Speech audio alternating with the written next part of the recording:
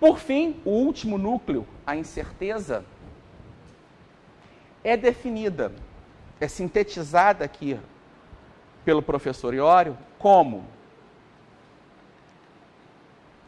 o conhecimento humano contém sempre componentes de indeterminação e de imprevisibilidade, o que faz com que todas as ações humanas produzam efeitos involuntários e que não podem ser calculados a priori. Sobre o assunto, Mises, na página 108 do Ação Humana, afirma: a incerteza do futuro está implícita na própria noção de ação. Que o homem haja e que o futuro seja incerto não constituem de forma alguma realidades independentes. São apenas duas diferentes maneiras de enunciar a mesma coisa. Essa teoria da ação humana, a praxeologia, esse conhecimento a priori de como o homem age individualmente em relação com outros indivíduos, Mises diz que retirou de algumas ideias da economia clássica, como ele determina, esse conhecimento acerca do valor. E aí nós entramos no primeiro elemento de propagação da escola austríaca, que seria a utilidade marginal. Eu vou apagar aqui o quadro para ter espaço para escrevermos mais coisas. Eu quero montar um pequeno esquema aqui com vocês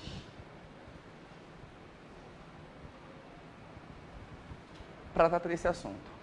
A ideia de utilidade marginal, ela surge da análise econômica que tenta explicar a questão do valor.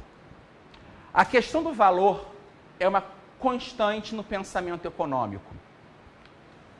E a economia, por sua vez, ela surge, a reflexão econômica, ela sempre esteve relacionada, antes do surgimento da economia, como uma disciplina autônoma, como parte da discussão filosófica da ética acerca da justiça. Todos os autores pré-Adam Smith, pré-Jean-Baptiste Say, sempre discutiram a economia como um subtema da ética. Vamos pegar o exemplo clássico disso, o próprio Adam Smith.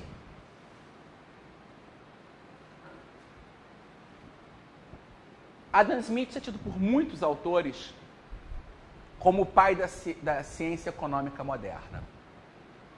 Só que se você perguntasse, professor Adam Smith, o que o senhor é? Ele diria, um professor de filosofia. Ele atuou durante anos como professor de lógica e de retórica da Universidade de Glasgow, até que conseguiu passar no concurso para a cátedra que interessava a ele, filosofia moral. A cadeira de filosofia moral da Universidade de Glasgow teve como primeiro titular um filósofo chamado Gerson Carmichael.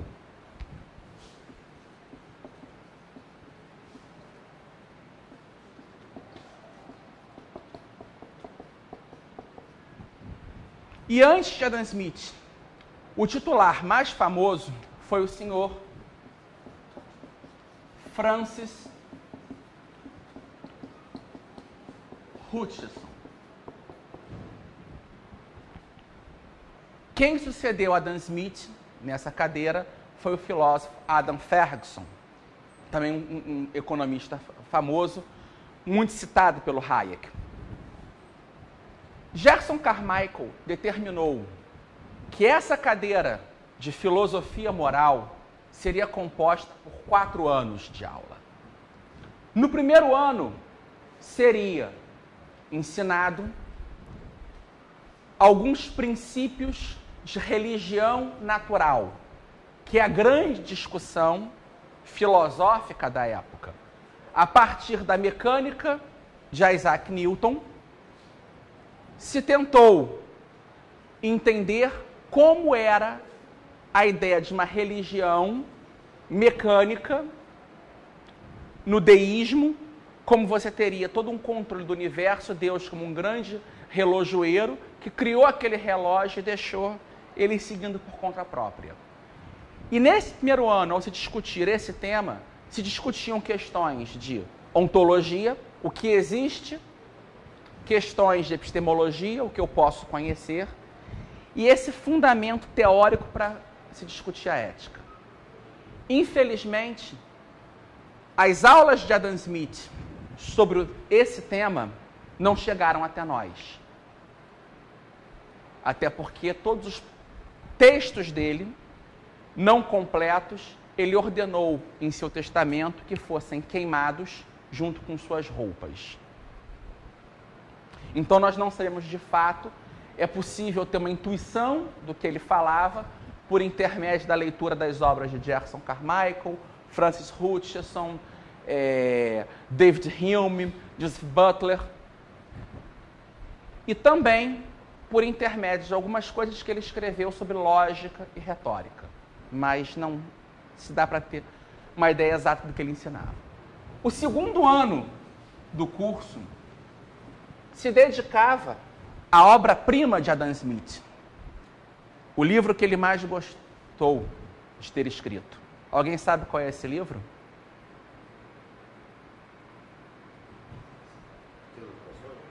Riqueza das Nações? Para ele, esse era um livro menor.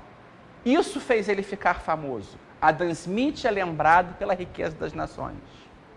Mas o livro que ele gostava foi a Teoria dos Sentimentos Morais. O segundo ano do curso dele. Adam Smith morreu em 1790 e pouco antes de morrer, ele estava revisando a terceira edição do livro. Ele passou a vida toda quase preocupado com aquela obra, em que ele narra o desenvolvimento de uma teoria dos sentimentos morais, uma teoria ética, discutindo como a ética foi vista por outros autores como Platão, Aristóteles, os sofistas, os céticos, e chegando aos dias dele. Então, esse livro contém o ensinamento dele da ética. E ele diz que, na verdade, o que move a ética é um sentimento de simpatia ou, como dizia o mestre dele, Francis Hutcheson, benevolência. E que o homem, ele tem um instinto natural de simpatizar ou antipatizar com os atos do seu semelhante. E por antipatia ou simpatia, ele vai julgar o que é bom e o que é ruim, pois ele se põe no lugar do outro. Eu não quero que aconteça isso comigo, então eu não vou deixar que aconteça com o meu semelhante. Entendi o que você quer dizer, mas pode estar confundido com sympathy em inglês com simpatia em português. Não, porque ele vai ao sympatheticon do grego. Se todos não fazer o que você quer para o seu semelhante, que é o conseguir, você tem um pouco de confuso aí nessa história. Se colocar no lugar do outro, não sympathy. Não é totalmente simpatia. Não é no inglês, porque ele vai no grego. O sympatheticon. É um problema sério, geralmente, mas é isso, ele diz, a ética é você simpatizar, ele diz, é você se pôr no lugar do outro e você aceitar, ou seja, simpatizar, aprovar essa visão, porque na verdade não é pelo inglês, ele até usa o termo, a expressão grega e a latina, porque era a língua filosófica na época ainda era o latim. Ele escreve em inglês, mas com várias citações em latim. E o próprio modelo estilístico do Adam Smith de escrever é seguindo muito o estilo de Montesquieu. É o modelo francês de escrita. Ele procura esse cânone mais clássico. Então o livro tem várias palavras que são em latim mesmo. Então, na verdade, ele vai dizer que a ética é isso. E que ela funciona assim, e ele critica um autor da época, que foi o grande autor no campo da ética, do debate. Era quase impossível no século XVIII na Inglaterra discutir ética sem citar esse autor, que era o Bernard de Mandeville.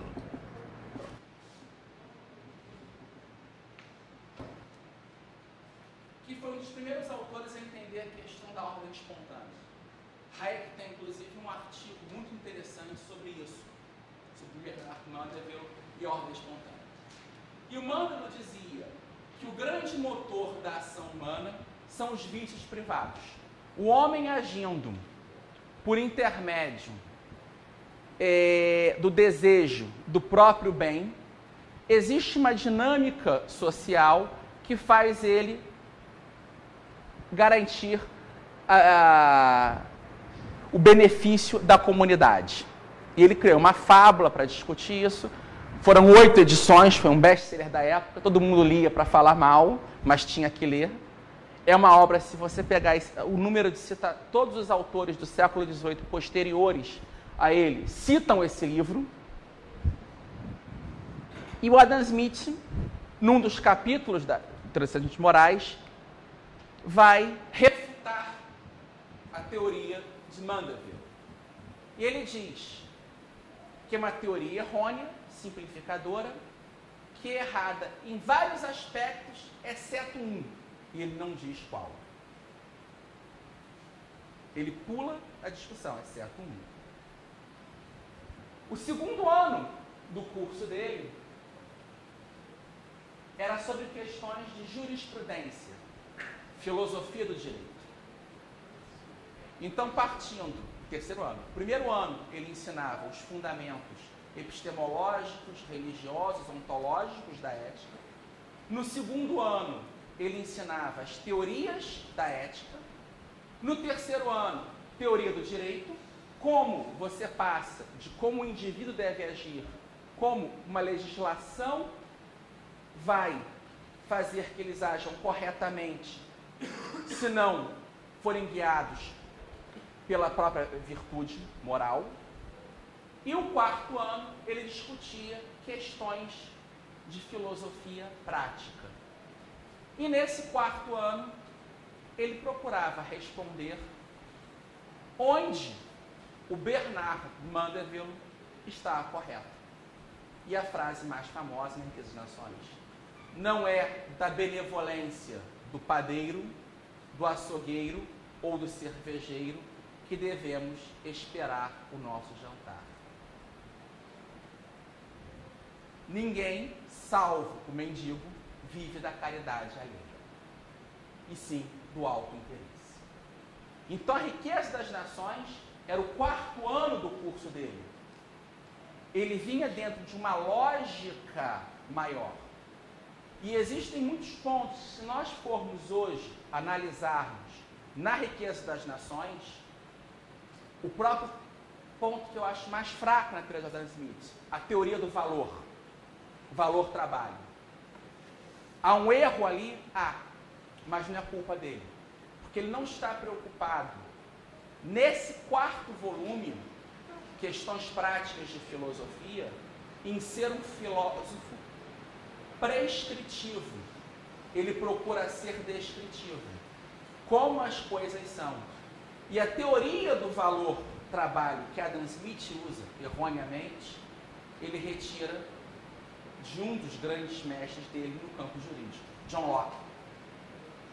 Então, muitos erros expressos na obra, até ligados a uma vertente de pensamento calvinista, se dá por quê? Pelo contexto intelectual. Ele não está descrevendo como o mundo deve ser, ele está dizendo como é a Inglaterra da época dele. E quais são as pequenas correções que devem ser feitas nesse campo de filosofia prática.